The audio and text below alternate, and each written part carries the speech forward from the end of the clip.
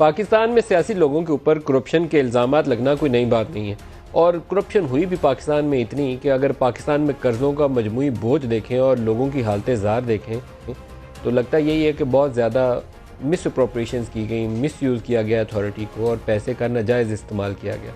लेकिन जब केस को साबित करने की बारी आती है तो फिर पता नहीं क्या हो जाता है कि कभी हमारे उस अदालती निज़ाम के ऊपर दाग लग जाते हैं और कभी जो तफ्तीशकार हैं उनकी सलाहियत जो है वो लगता है कि इतनी जंग आलूद है कि वो एक सफ़ा भी परत के कोई चीज़ 270 की भी साबित करने की पोजीशन में नहीं है।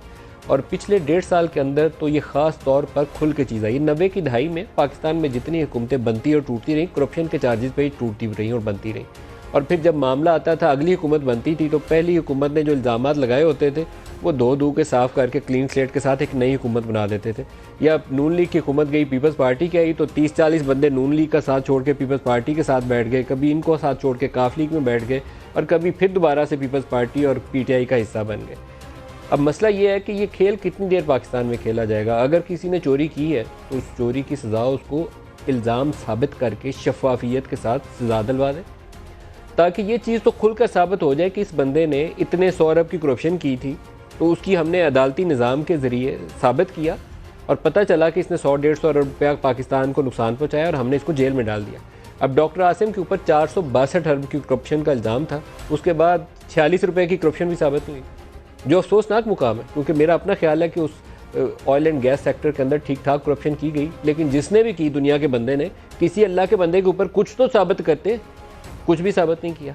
अब जरदारी साहब के ऊपर फेक अकाउंट्स की जो कहानी है कि वो फलूदे वाला, कुल्फ़े वाला, सरिये वाला 50 अरब रुपए से ज़ायद के FIA वालों ने रिपोर्ट 150 सफ़ों की बनाई कि हमने फेक अकाउंट्स आइडेंटिफाई किए, अभी तक चालान नहीं तैयार हुआ।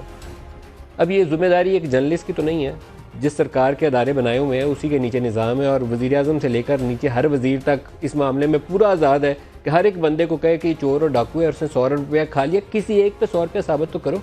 मैं इनमें से किसी एक की सफाई का भी दावेदार नहीं हूँ, ना जरदारी साहब का, ना किसी नून लीग का, ना PTI वाले का। लेकिन जिस पे आप इल्ज़ाम लगाएं वो किसी सियासी जमात का बंदा हो, उसके ऊपर साबित तो होना चाहिए। आज उस सिलसिले में 2 हमारे पास खबरें हैं।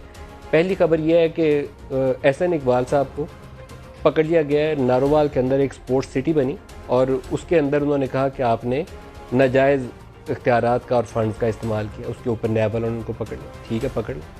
अब उनके ऊपर सज़ा अगर ना दे पाए तो कहाँ मुंह दिखाएंगे। जो पहले मैंने 10 केस गिनवाए उसके अंदर एक LNG स्कैंडल है जिसमें पाकिस्तान के साबिक़ वज़ीर-ए-आज़म शाहिद खाकान अभी तक जेल में है क्योंकि ज़मानत की दरख्वास्त अभी तक उन्होंने दायर करनी है।